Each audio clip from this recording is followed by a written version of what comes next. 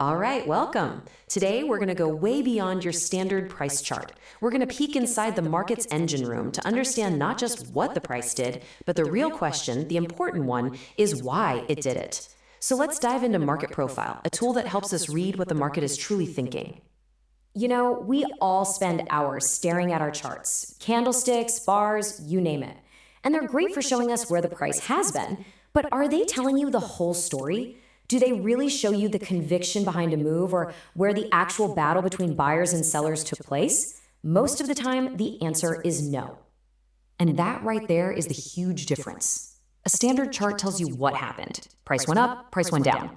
Market Profile is designed to tell you why. It completely shifts the focus from just price versus time, and instead it arranges the data to show us where the market sees fair value, revealing the true underlying structure of the auction. Okay, so let's start by kind of reframing how we're looking at all this data. We're not throwing out our old charts, not at all. Think of this as adding a powerful new lens on top of everything you're already doing. First things first, and this is super important. Market Profile is not some magic black box with buy and sell signals. It's not a trading system. It's really just a smarter way to organize the information the market is already giving you. It takes the same old data, price and time, and puts it together in a way that tells a much, much deeper story.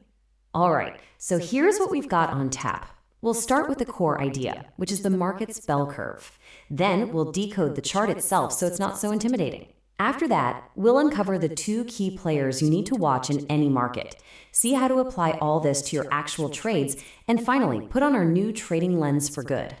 So, at its core, the logic behind Market Profile is something we all probably remember from school, the good old bell curve.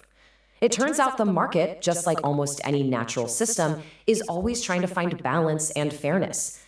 And this number? This is the magic number. In pretty much any balanced market, about 70% of all the trading activity is going to happen around a price range that everyone agrees is fair value. The prices way out on the edges? Yeah, they don't get visited very often. This 70% is really the foundation of everything we're about to do.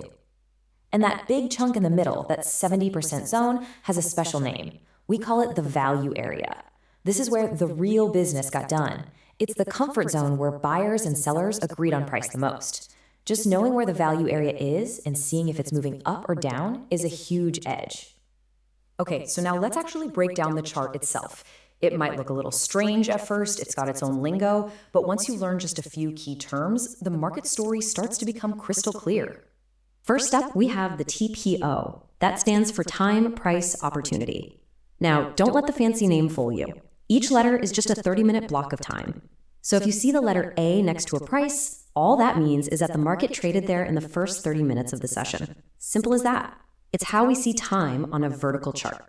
Next up is the initial balance, or the IB. This is simply the high and the low of the first hour of trading, and just how wide or narrow it is. That gives us a massive clue about what the rest of the day could look like. A skinny little IB often means a big trend day is coming. A really wide one? Get ready for some chop.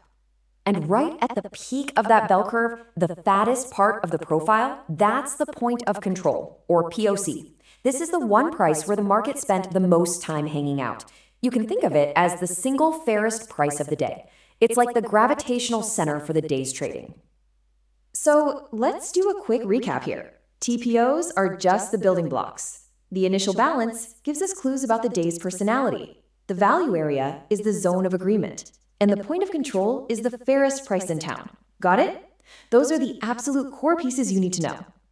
All right, so now we know the lay of the land. Let's talk about the players on the field. Because in any market, on any day, there are really only two types of participants. And knowing who's in charge is, well, everything.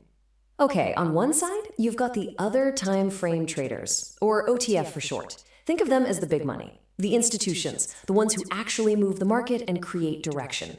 On the other side, you've got the locals. They're the short-term guys, providing liquidity. And here's the key takeaway for you. Your job isn't to fight the OTF guys. It's to figure out what they're doing and ride their coattails. Okay, so how do we actually spot these big players in real time?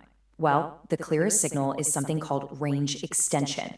When price moves outside of that first hour's range, that initial balance, that is a huge flashing signal. It tells you a powerful other time frame player has just stepped into the market and is driving price. Locals don't do that. OTF traders do. Okay, theory is great, but let's make this practical. How does this actually help you place a better trade?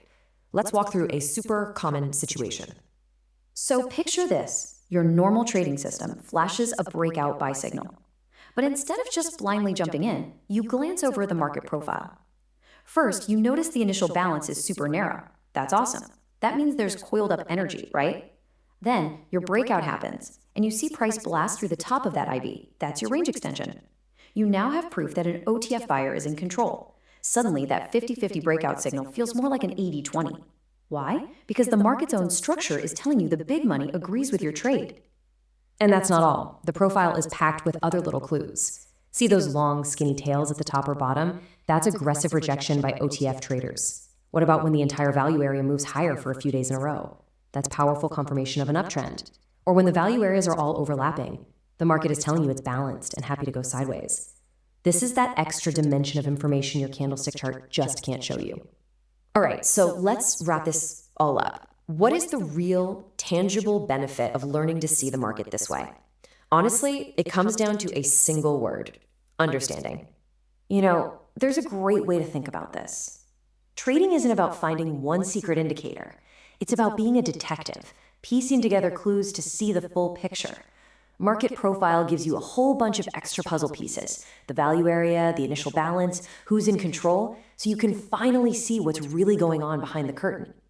And what's the point of seeing that clearer picture? It all comes down to confidence. Look, trading is stressful enough when you're just guessing, but when you can see the underlying structure, when you can confirm your trade ideas with what the auction itself is telling you, you can act with real conviction. You trade with less stress, and trust me, that is an absolute game changer. So you see, you're not just a price watcher anymore. You're watching the auction unfold. You're reading the story. So my question to you is, now that you can see the whole story, what are your charts really going to tell you?